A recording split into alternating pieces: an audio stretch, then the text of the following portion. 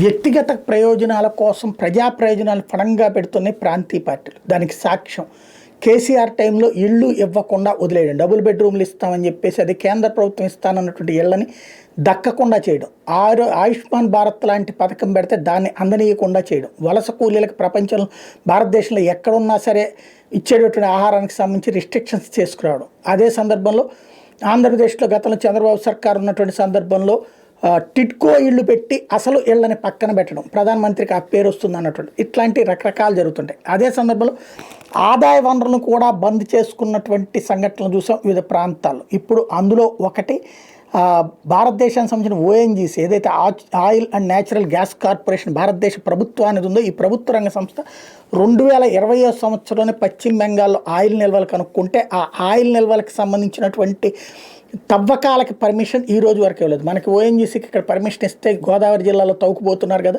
అలాగే అక్కడ రిలయన్స్ వీళ్ళందరూ కూడా తవ్వుకుపోతున్నారు కదా, దానివల్ల బోల్డంత ఆదాయం దేశానికి వస్తుంది, అట్లాగే బోల్డంత సహజ వనరులు లభిస్తున్నాయి కదా ఆయిల్. అట్లాంటిది అక్కడ ఉన్నా సరే అనుమతి ఇవ్వకపోవడం అన్నటువంటిది ఇక్కడ కీలకమైన పరిణామం.